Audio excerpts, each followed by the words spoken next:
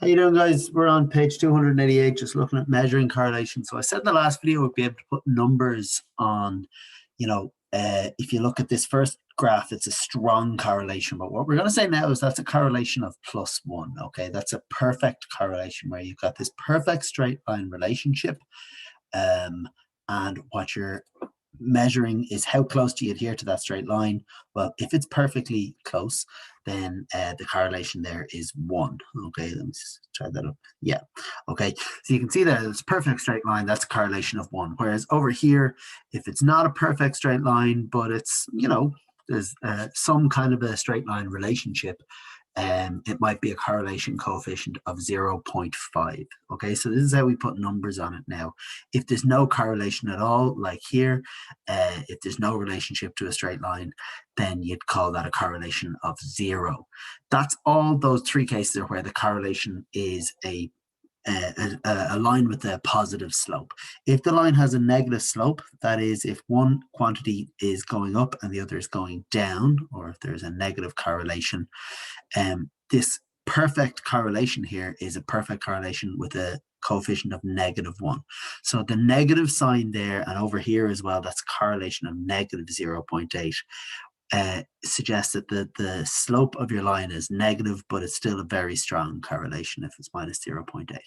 Now, that's just some examples. Actually putting that number on a data set is tricky enough to do by hand, so we do not do it by hand in Leaving Cert. What we do instead is we use our calculator to do it. So we're going to jump in and do question 5 here on page 293, which says, use your calculator to find the correlation coefficient between marks in physics and marks in maths. So you might anticipate that people who do better in maths do better in physics, or there's a positive correlation of some type here. But how strong is that relationship? Okay, well, let's have a look at that.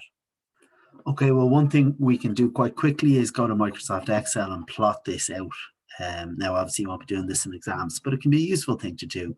And Excel actually generates this line here, which is called a best fit line as well, which we'll be discussing shortly. So you can see the relationship is quite strong to a straight line relationship. It's a positive correlation, but can we put a number on it? Okay, and the answer, of course, is yes. We can find a correlation coefficient using our calculator. And it's going to be some number between -1 and +1 is always the case. R is the symbol we tend to use for the correlation coefficient. You can see it here in a sharp calculator just to the right of the division symbol. If you're using a Casio calculator, go onto YouTube, look at the mathstutor.ie. He explains how to use a Casio very well, or just Google correlation coefficient Casio calculator. So what we have here is bivariate data. If you remember that word, it means paired data. So this is one student who got 18% in physics and 42% in maths. Another student got 20% in physics, 54% in maths. So how do we enter that? Okay, what we're going to get is a graph that looks like maths and physics, and it's something like a straight line. It's a linear graph. So we go mode, statistics mode. This time it's not SD mode, it's linear mode, where you have bivariate data. You need to choose your linear mode. You say 18, comma, 42, and then you hit M plus. So that's how you enter one element, this first set or this first point, into your calculator. You say 1842. And that says you've entered one element. Then you do 20, comma, okay, so that's X, comma, Y here on this button. You can see it there, 54, okay, and that's how you enter your data there, 30, 60, 40, 54, okay. Okay, so I just paused there and I put it all in. So it should say data set equals 10 when you've got 10 elements put in. Just to point out that anytime you're working with a calculator like this, it's subject to what I call fat thumb syndrome, which is if you put a mistake, if you input rubbish data, you get rubbish data back out. So what I always suggest here is actually that you do these calculations twice. Once you get good at them, they're not that hard to do unless you're working with a very large data set. So do them twice. If you get the same answer twice, you probably haven't made a mistake. So our data is now stored in our calculator, okay, bivariate data. You can go back to your home screen there, hit on or whatever. What you want is the correlation coefficient. It's in green, which means you need to use the alpha mode, and then you say R equals, okay, and there's my value for the correlation coefficient for this data set is 0.86, okay, which means it's quite a strong positive correlation, okay. It's positive because it's a positive number, strong because it's reasonably close to 1. Okay, I'm going to come back to question 3 here. Scatter diagram shows the heights and weights of a group of children. A line is drawn through some of these points. As you might not be surprised, taller children tend to be heavier. Strong positive correlation between height and weight. What is the name given to the line drawn there? That's what we call our best fit line, okay, which is the best straight line you can draw through the data. Why is this a suitable line of best fit? Well, when you're trying to draw a best fit, and all we do for Leaving Cert is draw it by eye. What's important is that you follow the trend of the data. So for example, that line there would be a terrible best fit line. It doesn't follow the trend of the data. And a broad rule of thumb is that about half the data should be above the line and half the data should be below the line. Okay, so for example, this line here, half the data is above, half below, but it does not follow the trend of the data. This line here follows the trend of the data, but all of the data is below it, so that's no good. Similarly, this line here follows the trend, but all of the data is above it. Okay, so that's all we do. And what's interesting about this best fit line is when you draw it and the person next to you draws it in class, you might get slightly different answers, slightly different slopes and slightly different points. So you'd be asked sometimes to find the equation of this line, and we're going to find the equation of this line here now in a second. But you and the person beside you might get slightly different answers because this is just an estimate. Okay, use the line to find the likely weight of a child who's 150 centimeters in height. Okay, they're probably going to be somewhere around 55 kilograms. Okay, now I'll just point out that that's a prediction made outside the data. Now it's only just outside the data, but predictions made inside the data. So for example, this person who's 90 centimeters, you get a pretty good suggestion. That's called interpolation, that they're going to be about 37 kilograms. That's a fairly good prediction. Predictions made outside the data, not so much. A person who's 10 centimeters tall is going to be about about 14 kilograms. That's not a great prediction. That's called an extrapolation. As a general rule, extrapolating is not as good a forecasting method as interpolation. That is, predictions outside of your data. Extrapolating is not as good as predictions inside your data. Describe the correlation between the two sets of data. That's a strong positive correlation. Okay, so I'm actually going to finish up on 3 by finding the equation of the line of best fit here. Okay, so this equation of this line here.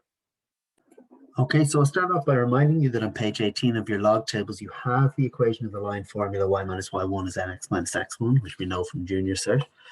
So to find the equation of a line, we're going to need to know the slope, and we're going to need to know one point, which is x1, y1.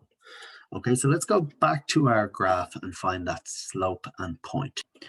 Okay, so to find the slope, you need to pick 2 points and either use rise over run or y minus y1 over x minus x1.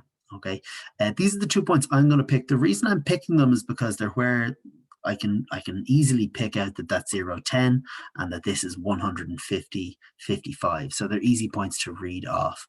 Just to point out, they are points on the line. They're not data points. If you were to pick 2 data points and find the slope between them, there's a good chance if you pick these 2 points, for example, the slope between those 2 points is way off the slope that you want for your line of best fit. So it's not 2 data points, but 2 points on the line of best fit that you work with, and then use either, there's a rise here of 45 and a run of 150, so 45 over 150, or I'm about to use y1 minus y1 equals mx minus x1 myself. Okay, so the 2 points I picked off my graph were 150 and 55 on the y-axis, 10 on the x-axis. 0 on the x-axis, 10 on the y-axis. So if I label that x1, y1, x2, y2, and this formula, again from page 18 in the log tables, y2 minus y1 over x2 minus x1 gives me 10 minus 55 over 0 minus 150, which is minus 45 over minus 150, or 45 over 150. It's the same as our rise over run formula. 45 divided by 150 is 0.3. Okay, so there's the slope of our line is 0.3, and I have any point I like. So I'll just take one of the points I have already, and I use y minus, now the labeling on these is not that important. I'll call that x1, y1 for the purposes of this next formula. So y minus y1 is 10 equals 0.3 times x minus x1 is 0. So y minus 10, if you can pick a point that has a 0 in it, it always makes your life a bit easier. And y equals 0.3x plus 10. That's our general rule. Our equation of the line. If you come back to what we're looking at in this question, okay, x represents height and y represents weight. So we can rewrite our formula to say weight, the y-axis, is equal to 0.3 times the height plus 10. And this is the rule that we've come up with for the weights of children based on their height if we wanted to. So the question that asks us to find the likely weight of a child who's 150 centimeters in height, rather than taking a rough kind of measurement off the diagram, you could just say, well, if they're 150 centimeters in height, what weight are they going to have? 0.3 times 150 is 45 plus 10. 55 kilograms for a child of weight 150. And again, if you look at our diagram, you can see that point 55, 150, or sorry, 150, 55 is a point on our diagram. 150, 55 is a point on our line up there. But we can use that formula really to find the weight or the height of any child. If we know one quantity, it tells us the relationship between the two of them. Okay, so as well as having questions 3 and 5 done into your copy from page 292, 293, I'm going to ask you to do question 6, please, as well. And we'll just have a quick look at that one before we go. The number of forest fires here and the annual rainfall recorded over an 8-year period. Plot on a scatter diagram. So draw that out by hand. Construct a line of best fit by eye, means just really judge it as best you can with a ruler. Draw a straight line through your data that follows the trend, and roughly half the data is above and half the data is below it. Calculate the value of R, the correlation coefficient. That means come back up to this data set here and enter it into your calculator, just like I showed you, and find that correlation coefficient. Everyone will get the same answer for R if you've done it right. You should get the same answer at the back of the book. But the equation of the line of best fit, you might get a slightly different answer to the back of the book, because that's just an estimate that you're finding. When you draw that line of best fit, it is just an estimate, okay? And then use your equation to predict the number of fires. Again, because you're using an estimate of that equation, you might get some slightly different answer to the back of the book for part 5 there. So don't worry if you're close but not quite there. That's absolutely fine. Okay, best of luck with that question, and I'll see you in the next time.